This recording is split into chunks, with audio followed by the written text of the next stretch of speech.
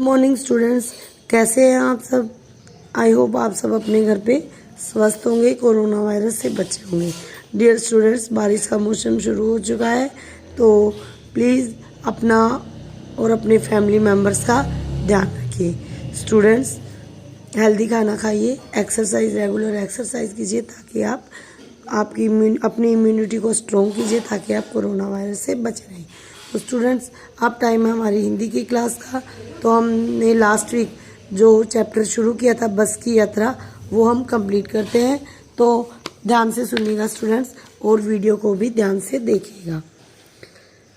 हिस्सेदार साहब ने इंजन खोला तथा कुछ सुधारा। बस आगे बढ़ी, उसकी गति और धीमी हो गई थी।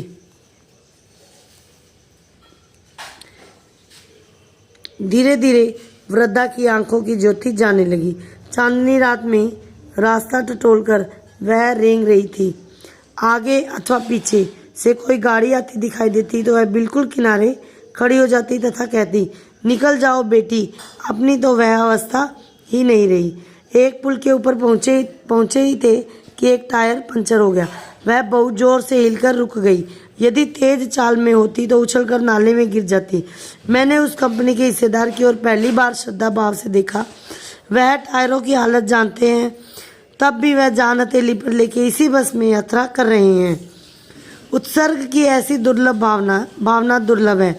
सोचा, इस आदमी के बलिदान और साहस की भावना का सही उपयोग नहीं हो रहा है।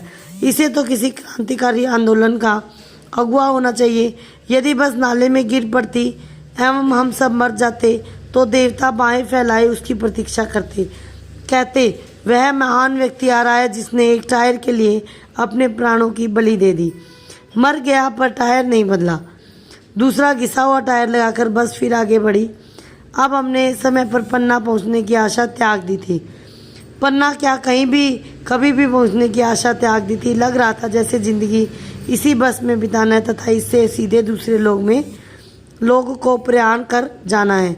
इस पृथ्वी पर उसकी कोई मंजिल नहीं है। हमारी बेताबी एवं तनाव समाप्त हो गया। अब हम आराम से घर की तरह बैठ गए। चिंता ही नहीं रही, हंसी मजाक चालू हो गया। तो डियर स्टूडेंट्स, इस लेसन में ये एक व्यंग्यात्मक स्मृति लेख है जिसमें लेखक ने अपनी किसी बस यात्रा का वर्णन किया है, जिसमें उसने बस की जर्जर हालत का वर्णन किया हुआ है।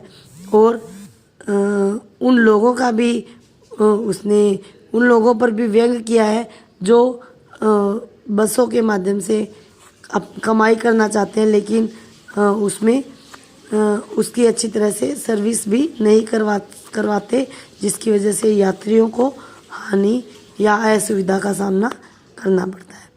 स्टूडेंट्स, आपका ये लेसन कंप्लीट हुआ। इसके क्वेश्चन आंसर के मैं पिक सेंड करूँगी। जो टिक है वो क्वेश्चंस आपको करने हैं। Stay home, stay safe.